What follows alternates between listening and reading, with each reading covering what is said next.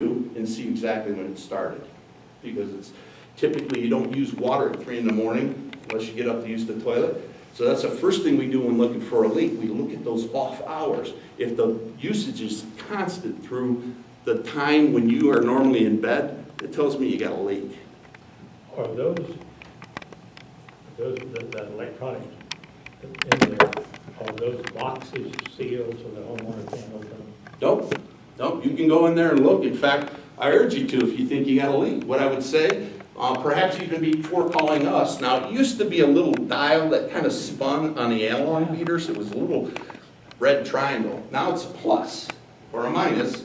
If it's leaking and you think that, boy, I shut everything off in my house. I know my toilets, nobody's taking a shower. You can go out and look in that meter box. Just lift it up. It's got some wires. Be careful. Don't want you to crimp the wires there. But if you look at the face of the meter and you see a plus sign, that tells you that there's water going through there at a very low rate. So yes, you can access it. Not a problem. Some people go in there, we'd rather they don't, but that's the quickest way to turn off the water in an emergency. Yes. Sir? Is there any clocks on this at the location you're talking about? Not at the meter, but I'm talking about where you report the usage. Is there any cost? Clocks. Oh, In other words, can you tell what time of the day the water was used or any other? certainly can. Yeah, when you look at, if you go online, I know you came in a little bit late, but there's some information there where you can go online. If you sign up, you can look at your usage and it'll tell you a graph. Yeah, that and it's on the white sheet there too.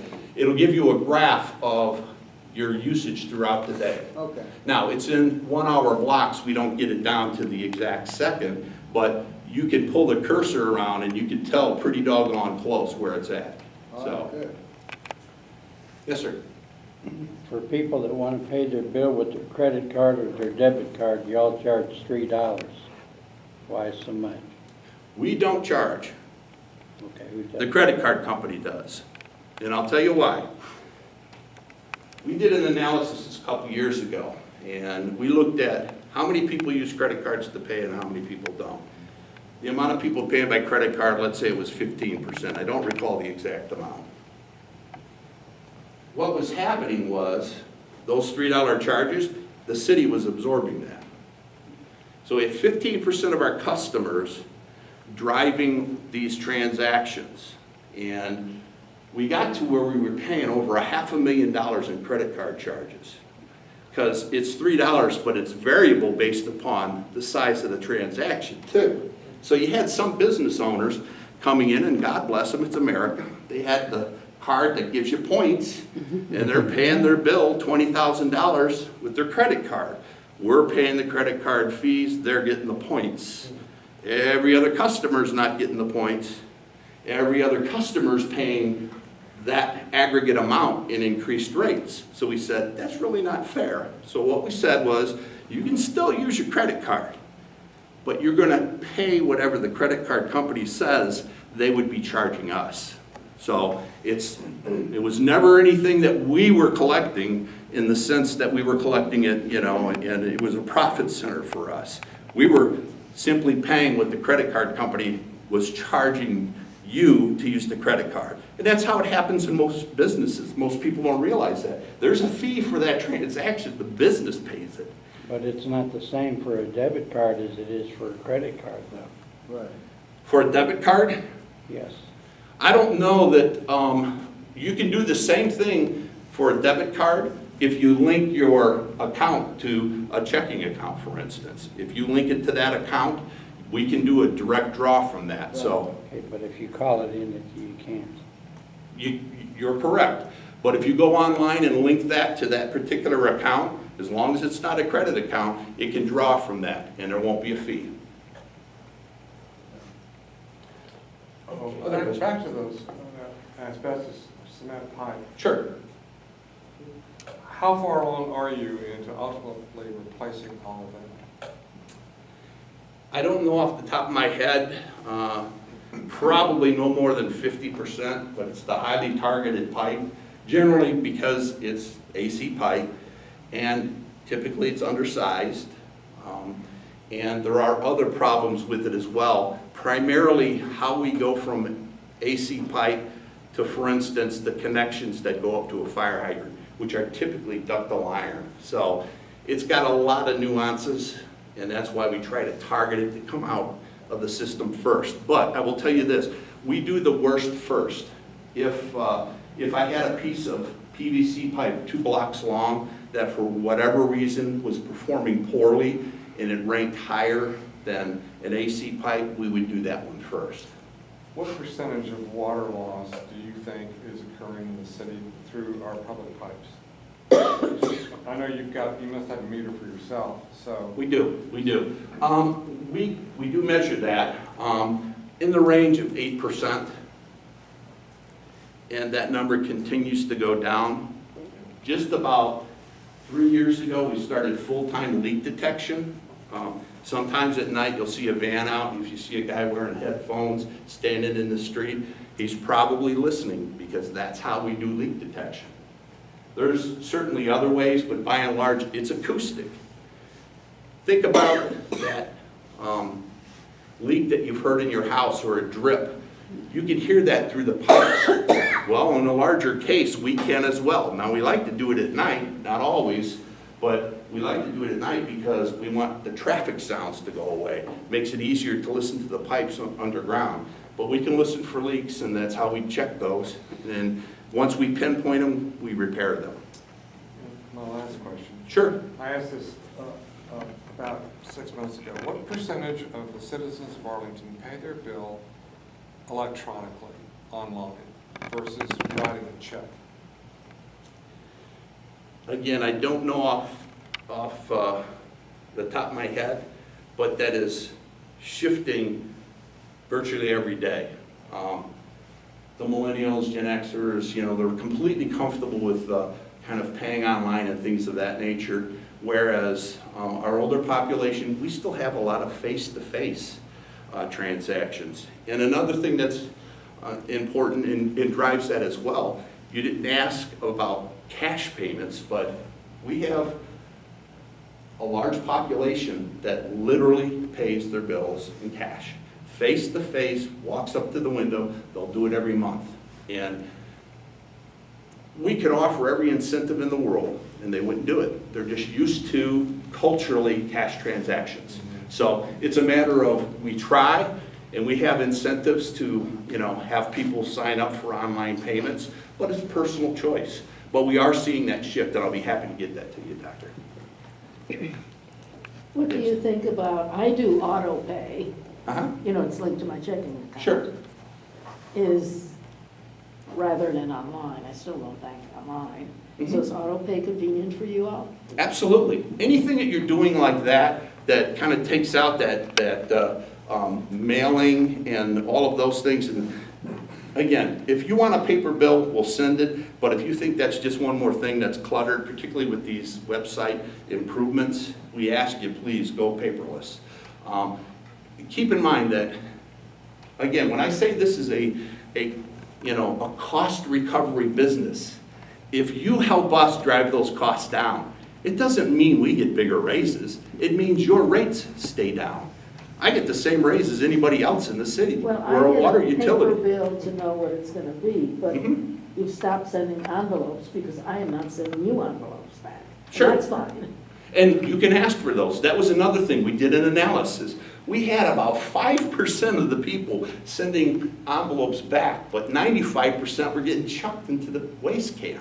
So we said, contact us, we'll be happy to send you envelopes if you want them. But it's a cost savings. And if that's $100,000 of cost that we no longer have, that keeps your rates lower, because we're cost recovery. If we don't have the cost, we don't have to go for rates for it. Plain and simple. Yes, go ahead. The water department is one of the few entities that I have to pay monthly that will not send the bill to my bank. It's not send the bill to your You're right, bank.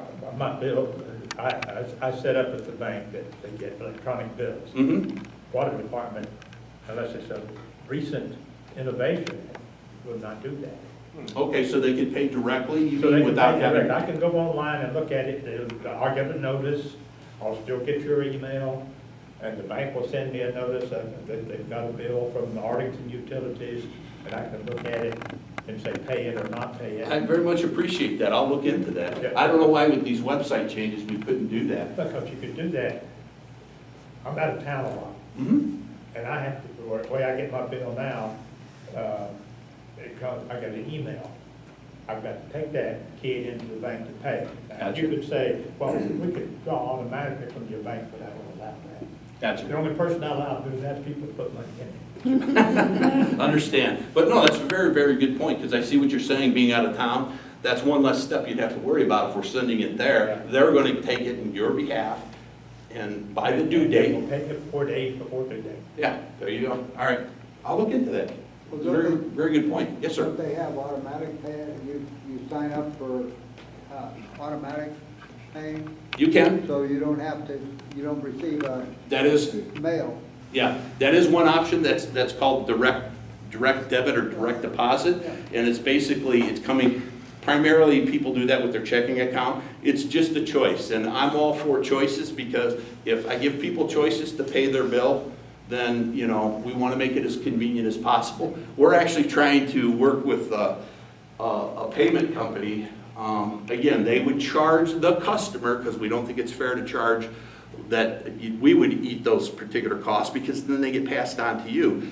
But with like CVS's, we already do some with with check cashing companies and some things like that, but we want to expand that network, because if I can make it more convenient and they can pay even by cash, and we get the deposit right away, that's the important part, because in the past what we had was some people would pay and we'd get notice 3 days later, we might have shut them off.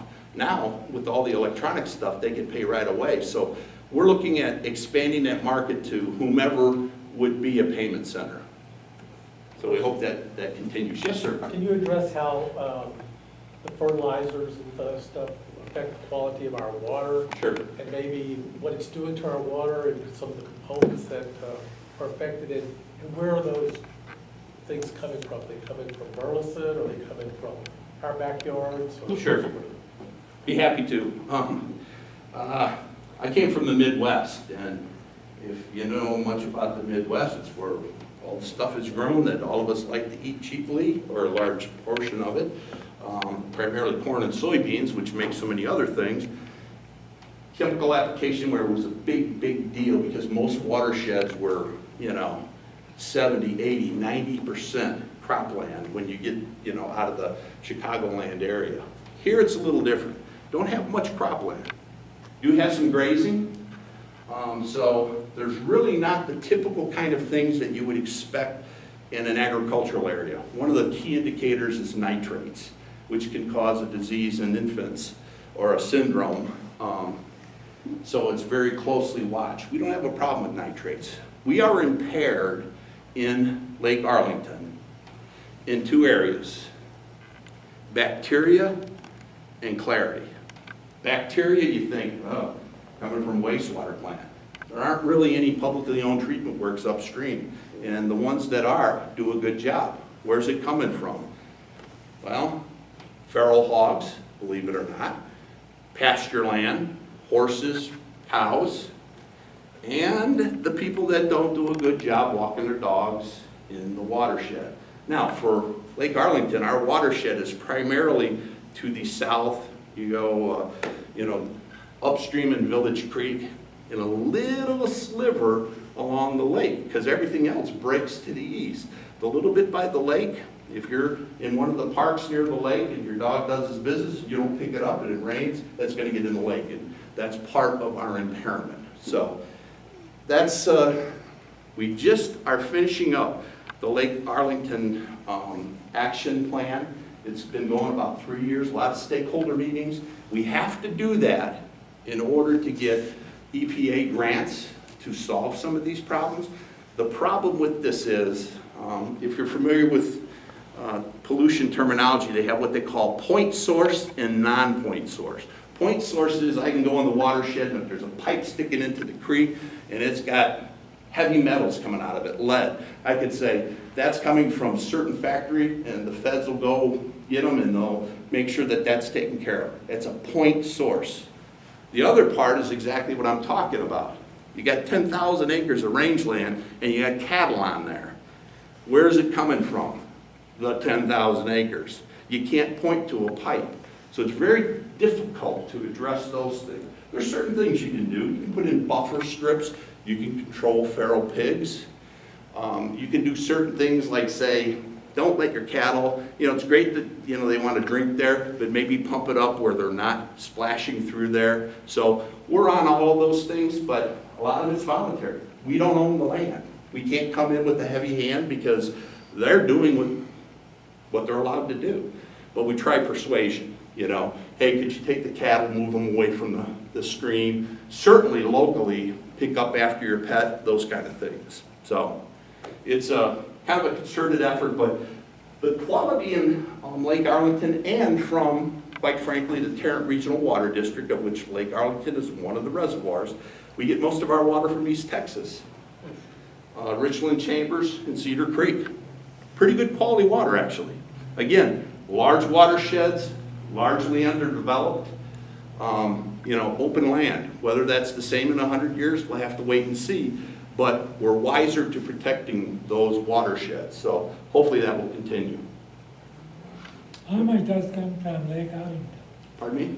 How much water, percentage-wise, comes from Lake Arlington? On an annual basis, probably about 20 or 30%. Oh, that's all. Yeah. The rest comes from our John Kabbalah plant, which is attached directly to the pipeline coming from East Texas.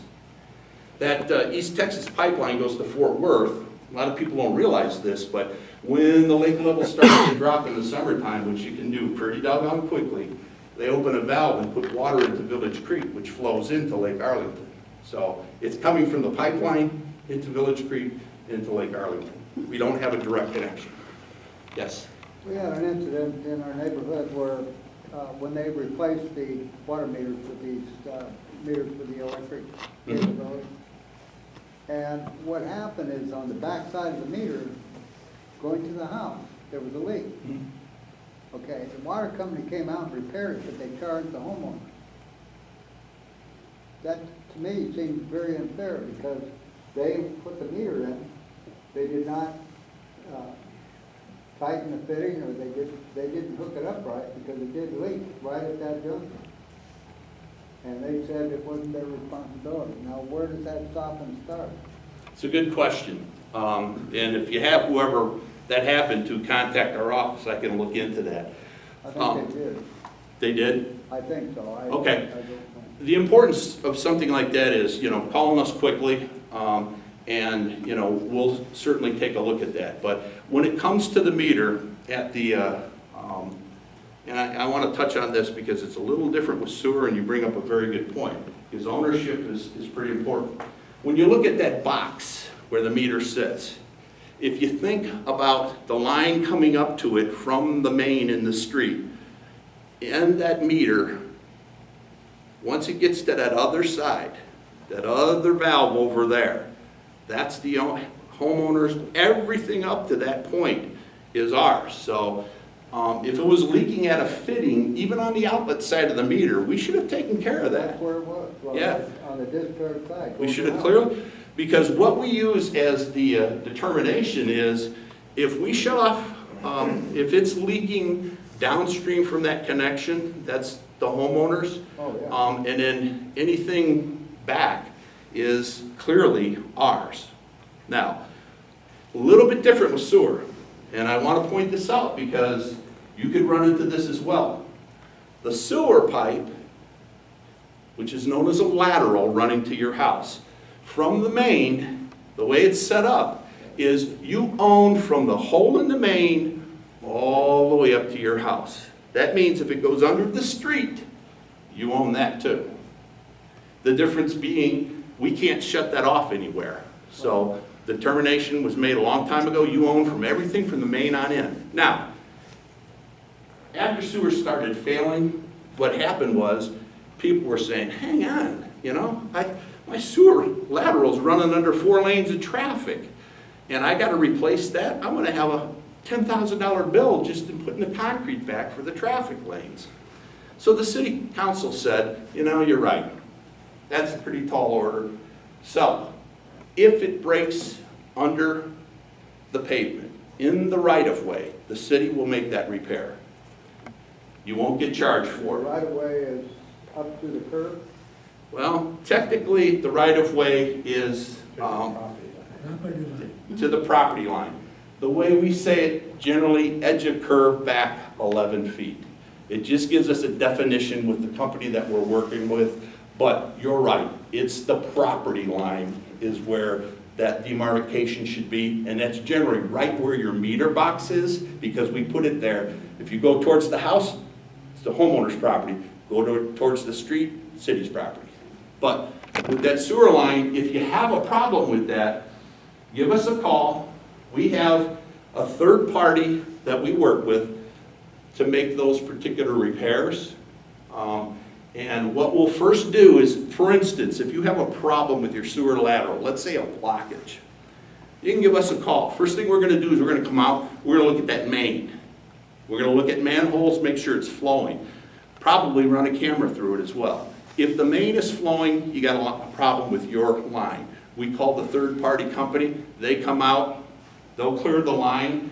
Could be roots, could be a structural failure, could be a blockage. But they'll do it, they'll run a camera through it, they'll let us know what it is. Hey, this one's falling apart or it's in good shape, it was just roots. They found little ways to get in. You cut them out about every 10 years and you're in good shape.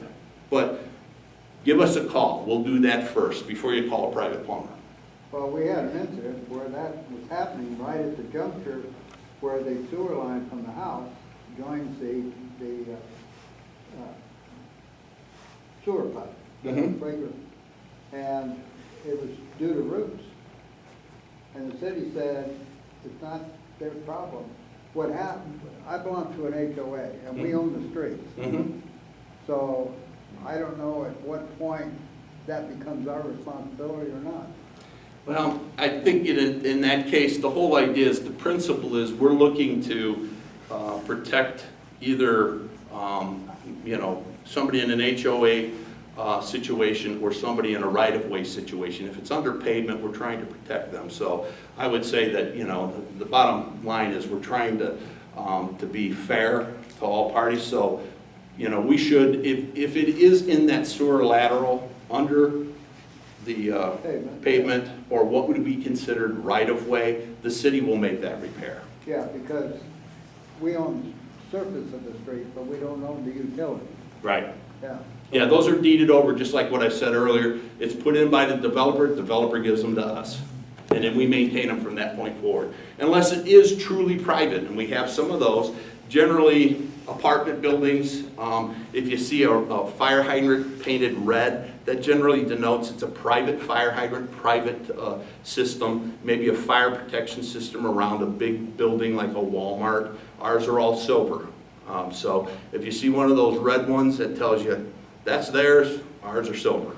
Oh. That's one of the things that we do to alert our fire department. Okay, so if you see a red fire hydrant, that belongs to the owner. Absolutely. Yep. Silver ones are ours. Yes, ma'am. Does the water that gets pumped up from Cedar Creek and Richland Chambers, does that come in a pipe all the way? It Or sure is it does. partly open? No, all the way in a pipe. In fact,